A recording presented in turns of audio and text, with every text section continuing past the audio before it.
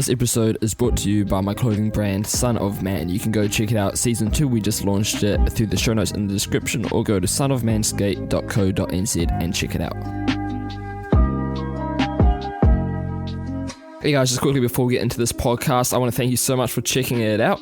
If you could help me out though, I've been working really hard on this, and it would mean a lot to me if you could go and leave a 5-star review wherever you're listening to this, whether it be on Apple Podcasts, Spotify, or any of the other podcasting platforms.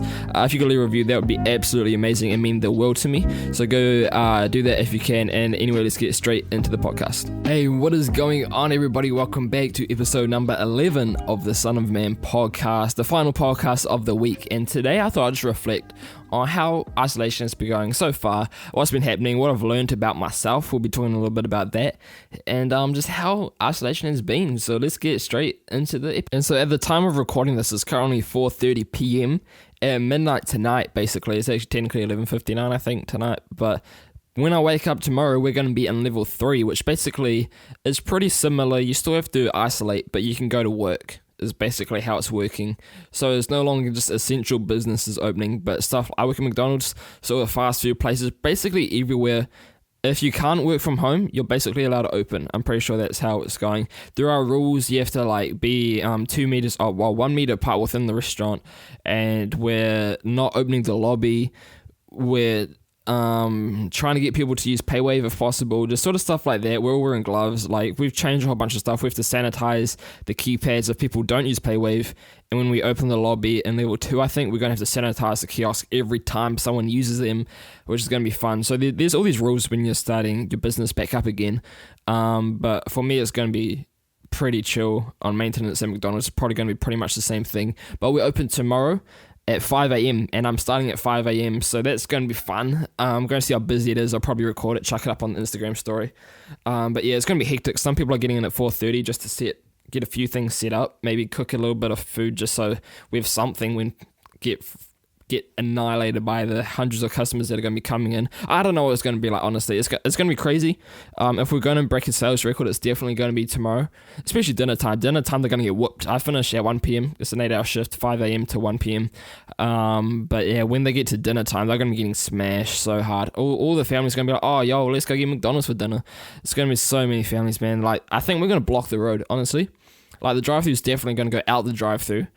And we'll see if we block the road. It's happened before, and I'm pretty sure it's going to happen again tomorrow. But I'm even talking about this anyway. Self-isolation. So yeah, we'll go back to work tomorrow. The first few days of self-isolation were pretty rough. It was I'm good. But I think I started hanging out with people a lot, before isolation started happening. I almost turned into an extrovert, basically, is what happened. And then all of a sudden we're going into isolation. I'm like, oh, true, cool, sweet. And the first I was like, okay, but then a couple days in, I'm like, oh damn, 4 weeks is a long ass time. Straight up, 4 weeks of no work, no uni, no, even though I'm not a huge fan of either of those things, it's just not going out of the house. You're allowed to go for walks and stuff, but it's just not the same, not seeing anyone. And so I think a big part of that was Zoom calls were massive. We had a lot of them. A lot of church stuff, which is often every 2 weeks, basically moved to every 1 week. So life groups or small groups, whatever you call them, basically had all of those every week. Obviously Sundays and youth was already every week, but yeah, they amped up a lot of that. They started putting out a lot of content on social media, and so that was real cool. But I ended up becoming way more productive after the first week or so into lockdown, and I'm going to talk about one of the things I learned about that. But I think it's just because I just got so bored that I had to be productive. Basically, I just got bored of PlayStation, got bored of Netflix, got bored of YouTube. It's basically the things I do when I want to be lazy. I kind of forced myself to be productive just because I was so bored of everything, which was cool. I made a lot of content, and again, we're going to be talking about content later in the episode. That's a big strategy that I've come to just go all in on, and it's been working pretty well. But the last thing I learned was that I just began to take time for granted. Now that I'm going back, I've worked a few shifts because you're allowed to open your business to get things set up again. So we've been cleaning the entire store, and I was banging, honestly. The store's actually brand new. It's actually super cool. But yeah, we've basically just been cleaning for 3 straight days at work, and it's like, even just coming home from work, I just got no energy, man, because I've been like, go hard. It's like, because I'm maintenance, it's a lot of cleaning, and it's actually like real physical. So like when I get home, like we had a delivery yesterday on Sunday, and you're just knackered, man. You just want to lie down, you just want to go to sleep. And that's basically all I've managed to do. Whenever I work, I just don't do anything in the evenings now. And so I'm going to have to see how I can get that back on track. I used to go to uni in the evenings, which isn't starting yet. Oh, it's going back to online courses. So we're going to maybe show up to those. We'll see what happens. So this is going to end up being a shorter podcast episode probably, but I just want to talk about a couple things that I learned about myself over these isolation times. The first one being how I start my day determines how the rest of my day goes. Obviously, a lot of people will talk about morning routines and rituals and all that sort of stuff. I don't usually do that. I don't really have a routine. I try to make one, but it just never really happened, to be honest. It'll last a few days at most, and then it's usually gone. Or I just have like one sleeping day and then it's gone. I suck at habits. I'm terrible. I've read books and all them. I know how they work. I just, this don't usually end up happening. So yeah, the first thing you do in the day often determines what I'm doing for the rest of the day. Like, to be honest, like if I start off editing and scheduling content, that's usually what happens the whole day, and that's great. If the first thing I watch is YouTube, then I'm like, it's a lazy day already. Or if I sleep through my alarm and just have a bit of a sleep in, just taking the hour, the first thing in the morning, like seeing your alarm go off, then falling back to sleep, bang, whole day's a lazy day, just like that. And I think it's actually super key to how to have productive days is basically wake up when your alarm wakes up, have a win there, and then just do something productive the first thing of the day, or at least do something productive before you watch YouTube or before you do anything on social media, and then you're basically setting your day up for a win. That's one thing I learned over isolation. I also learned habits take longer than a few weeks to set. With habits, I have learned like different habits like a different amount of time based on how difficult they are to do. For example, if your habit is to do one push-up a day, that's easy. Like anyone can do that. Well, most people can do that pretty comfortably.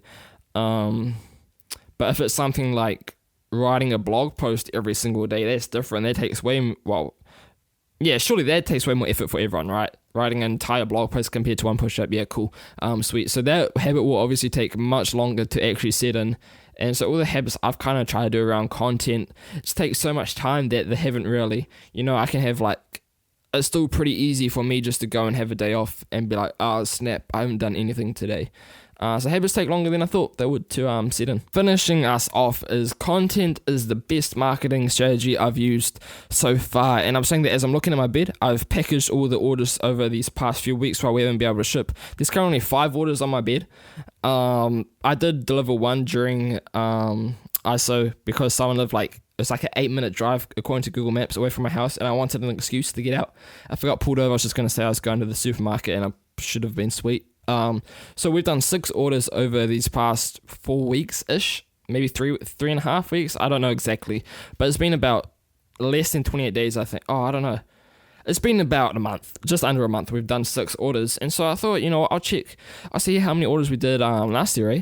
And we've done 6 orders the whole of last year. And already within this past month or so, we've done the same amount of orders. I don't know if we're probably not going to make profit this year just because of how much it costs to keep the website up. And the product cost is pretty high for me, so I don't have crazy margins, unfortunately. But so probably still not going to really make a profit this month. I'm opening something. But you can see the growth of what's happening just by creating so much content. And I really want to try to keep it up. But as I said, it's been really hard. I'm already behind. It's Monday as I'm recording this podcast, and it's supposed to be coming out tomorrow, which is fine, but usually I have it all done by like Friday last week. So I'm a few days behind. I'm going to see if I can catch up today. I also got some uni assignments that I'm supposed to do. So I am getting behind, which is basically just being lazy, to be honest. And I've been at work and other stuff, but to be honest, I've just been lazy. And so we'll see if we can keep this habit up. I really want to because it's really good for the business, especially long term. I think long term it's really going to turn into something big if I can keep up with the podcast, keep up a YouTube channel, social media and all that, if I can grow them into something bigger. But even just keeping it small, it's the whole depth versus width. Oh my gosh, I suck at talking. Depth versus width. There we go.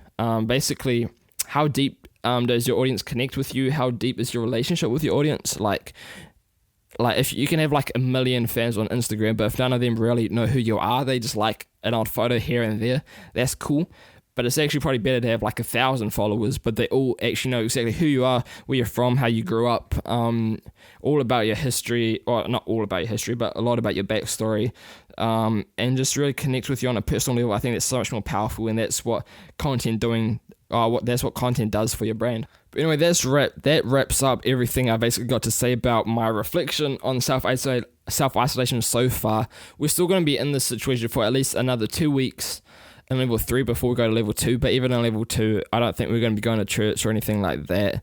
I think I could probably hang out with my mates again, which is a big step. That's probably the thing I'm looking forward to most, but that's still at least a couple weeks away, so we're not quite there yet, but back at work, and yeah, we're getting there. And I hope you guys enjoy this video, this podcast, or this video if you're watching on YouTube. Leave a review if you could, that'd be absolutely amazing. And I'll see you guys in the next podcast next week. Peace out.